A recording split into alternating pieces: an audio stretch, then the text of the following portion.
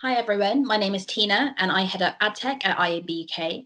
And firstly, would like to thank you to all for tuning in, and thank you to MediaTel for inviting myself and the IAB to speak today alongside some great names and companies from across the industry. Given that the name of this event is The Future of Media Trading, I feel very honoured and somewhat pressured to be talking about user identity in a post-cookie world, because quite frankly, I think the changes coming in this space are what will have the biggest, most far-reaching impacts on the future of our industry. For those of you who are not familiar with IAB UK, we are a not-for-profit trade organisation, and we're the trade body for digital advertising in the UK. We work with over 1,200 members and work with companies from across the supply chain, from advertisers to publishers and the ad tech companies in between. So hopefully when I talk to you today, you get a sense of how identity is changing the future for the industry, as opposed to for one individual company or entity. In terms of what I'll be talking about today, I want to talk and recap what identity looks like today, what we actually mean when we say that identity is changing. I want to talk you through 3 of my predictions for what trends would look like in a post-cookie world. I then want to talk about the work that we're doing in this area and the principles, the key principles that we believe for a sustainable are key for a sustainable internet that are feeding into our work. So what do we actually mean when we're talking about identity? Identity is simply the ability to recognize a user online. And digital identity can come in a number of forms. So it could be your email address that you use to sign in to online services, or it could be your IP address. In more mobile in-app environments, it's your device ID or your advertising ID. And in the open web, so essentially anywhere where you're not signed in, your identity is quite often in the form of a cookie. Within the advertising industry, there are a number of use cases for identity. So as mentioned, it's the ability to recognize a user, and we use that to be able to build a profile of them. We use it to target ads. We use it for frequency capping. We use it for measurement and attribution, and so on. And I don't want to go into too much detail today about what cookies are and how they work, as I feel like there's a lot of great content and many presentations on that topic already. But in case you do want to, have a recap, I've linked to a presentation that's hosted on our website. It was run by Jordan at IAB Tech Lab and is an overview of the evolution of cookies, identity, and a kind of a summary of why we've got to where we are today. So if you are interested in that, I really do recommend that you check it out. But in interest of moving the conversation forward, I'm just going to ask that we take it at face value that for our industry, third-party cookies have played a fundamental part of being able to recognize users online. And for companies from across the industry to be able to effectively work together to do things like serving ads, frequency capping, targeting, measuring, etc. And cookies, and therefore the way that we have so long relied on being able to identify users online is changing or is under threat. And there are kind of 2 reasons that are kind of fueling this. The first one is increasing consumer concerns about their privacy, and therefore regulation coming in to protect them. So in 2018, in the UK and in Europe, we saw the introduction of GDPR. And at the start of this year, we saw the California Consumer Privacy Act, CCPA, come into effect earlier at the start of this year. And there are conversations amongst regulators happening globally in places like Canada and Australia, and regulators kind of really talking about what regulation needs to come into place to protect users and consumers online. And it's not just the regulators that are taking interest, it's also the browsers that are taking action to protect their consumers online. And given that browsers are essentially the gateway to the internet, it can be argued, or I would argue, that it is the changes that the browsers are making that are going to drive the biggest changes to the way we recognize and collect data, or collect data on users online. So in terms of the biggest browsers companies that we're talking about Mozilla with Firefox, Safari, and Chrome.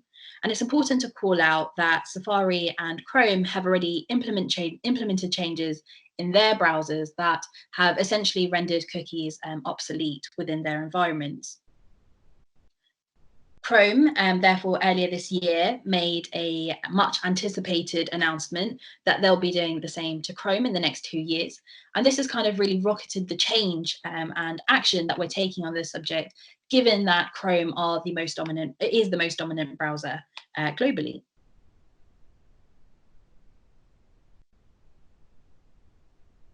So the landscape of identity is changing.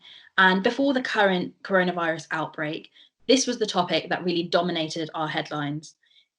And the reason for that is that it's calling for one of, if not the biggest changes to the way that our industry works. And although change is scary, it really is probably one of the biggest opportunities for our industry. And I say that because although cookies have enabled us to create some amazing technology, in the grand scheme of things, our reliance on cookies as an industry has potentially been one of the biggest things holding us back. What I mean by this is that cookies are a probabilistic identity solution. And with them, our approach to identity has always been extremely fragmented. By fragmented, what I mean is that we can't recognize a user across the variety of connected devices that they're using. And as more and more devices are becoming connected, the more and more important that's becoming. But not only is identity fragmented across just devices, but even on web, for example, we use things like cookie syncing and match tables to be able to recognize the user across the ecosystem. And this system is not only inefficient, we only recognize the user 27% of the time, but processing cookies is also, and these processes also slows down the user's experience. It costs the publishers money and makes it complicated for the average user to understand who and how their data is being processed online.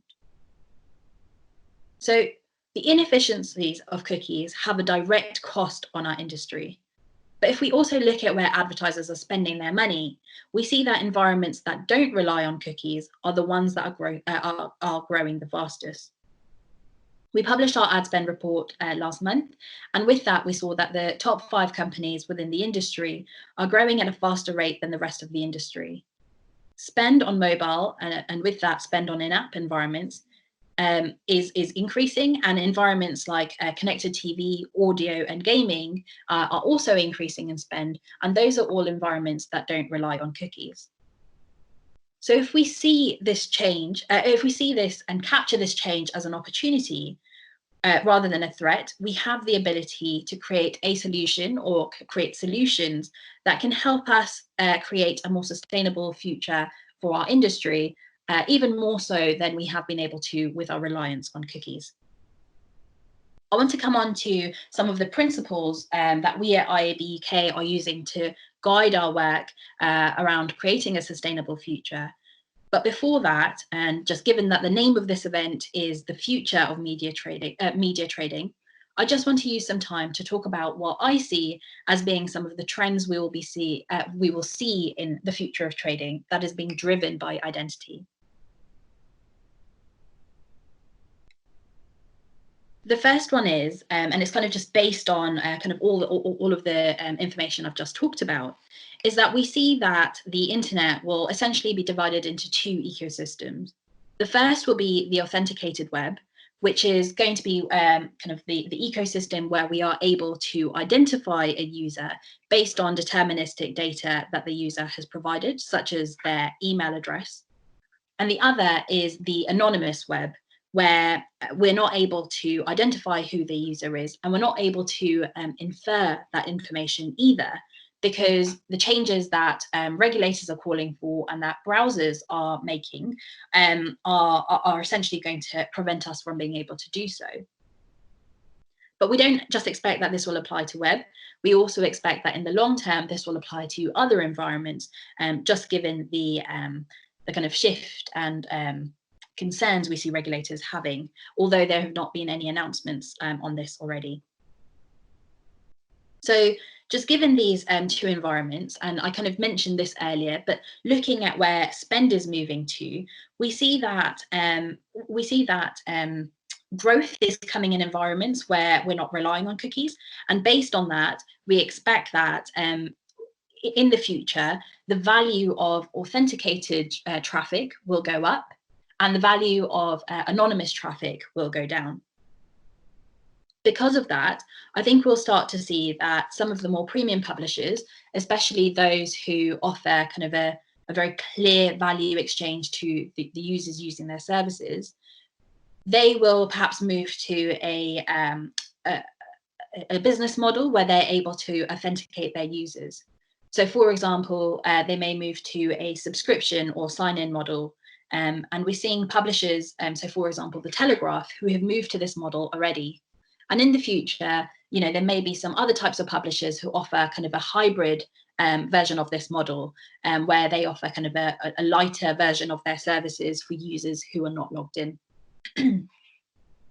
Long tail publishers, on the other hand, would probably be those that make up kind of this, what we've kind of labeled the anonymous web.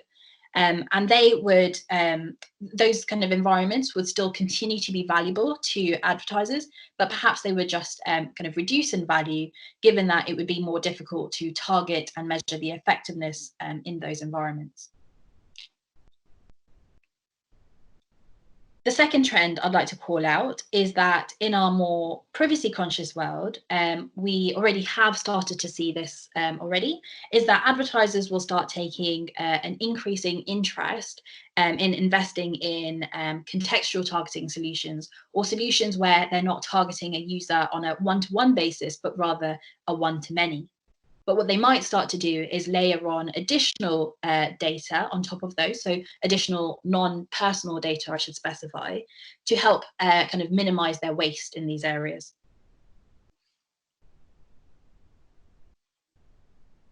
The last trend that I'd like to call out, and one that I'm particularly excited for, is an increased investment in creativity.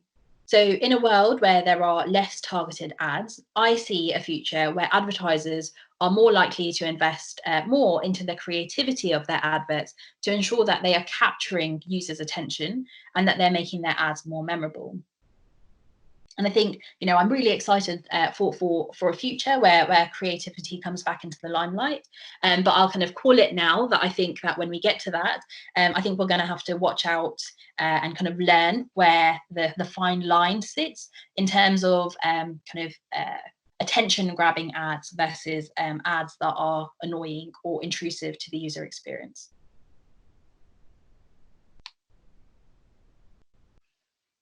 So having now talked about what identity is, how it's changing, some of the trends I see for a post-cookie world, I just want to talk about some of the work that we're doing in this area. So although we at IAB UK, and I don't think anywhere, really have the solution for the future of identity, I just want to share our core principles that we at IAB UK believe are key for building a sustainable ad-funded internet, and that any identity solutions that develop should only enhance or enable. So to us, a sustainable internet is one that respects kind of the key stakeholders within it. And those are the consumers, the publishers, and the advertisers. So for consumers, a sustainable ad-funded internet is one that respects the consumer, in that privacy is placed as a priority, and that consumers have transparency and control of the data, their data. It should be easy for a user to be able to understand what data of theirs is being processed and how it's being processed, and who it's being processed by. And they should also have the options and ability to be able to control this. Additionally, for consumers, a sustainable ad-funded internet is one that is respectful to their user experience. And by that, we mean it should not slow down their online experience. And we should be able to respect things like how many ads and how much frequency we're serving ads to consumers by. A sustainable internet to us again. So the next key stakeholder is the publisher. And a sustainable internet is one that supports the publisher and enables or kind of enables a commercially viable solution for publishers, so that they can continue to produce, great quality journalism and can continue to share accurate news and information. Lastly, but by no means least, and a sustainable internet is one that works effectively for advertisers. And what we mean by that is that advertisers should be able to serve relevant, targeted ads to users. They should be able to control and protect their brand online and where their ads are appearing. Those environments should be fraud-free environments, and they should also have transparency and understanding of all the vendors that they're working with, and have control of who they choose to spend their money with. So I mentioned that we don't have the solution. It's all very good having the principles, but we don't have the solution here today. And so it's worth briefly touching on the work that we're doing in this area, and obviously welcome any of you to be involved. So firstly, it's important to call out that just given the importance and scale of this change, it would come as no surprise that there are many conversations and projects happening globally on this topic. And having spoken to our members, we understand and appreciate that for pretty much all our members, it's so important that any solution or any identity solution that we adopt in the UK is one that is used and accepted globally. So the approach that we've taken, instead of us trying to kind of develop as IAB UK our own identity solution, we are working with our members in two ways. And the first one is by providing a forum and an ability to input into other kind of global identity conversations that are happening. So, for example, Project REARC or IAB or Google's Privacy Sandbox. And the second is by working with our members to create guidance for our members on how they should be working together better in the short and long term. For those of you who are not familiar with Project REARC, just a kind of a brief introduction. The first thing you should know is that it is an initiative being run by, coming out of IAB Tech Lab. And for those of you who are not familiar with IAB Tech Lab, so we as IAB UK are a local level trade body, and we build out education, training, events, and kind of we lobby with local government for our local market. And there are 46 IABs globally. But IAB Tech Lab are a uniquely placed IAB in that they are a global IAB and tasked with producing global technical standards for the industry. And so their work in this area is extremely important. Some of the solutions that you may have heard of that have come out of Tech Lab are things like OpenRTB or ads.txt. And their initiatives that are related to identity are Digitrust, and their new one, which I'm talking about today, which is Project REARC. And Project REARC is essentially a global call to action for stakeholders from across the industry to come together and kind of rethink and reshape the future of the internet and identity. So if you are interested in getting involved with any of our working groups and or interested in getting involved in Project REARC, please do visit the dedicated section of our website, talking all about identity. So it's linked here, but iabuk.com/user-identity, and you can find out all the details there, along with all the different ways you can get in touch. But with that, I think that concludes the end of my presentation.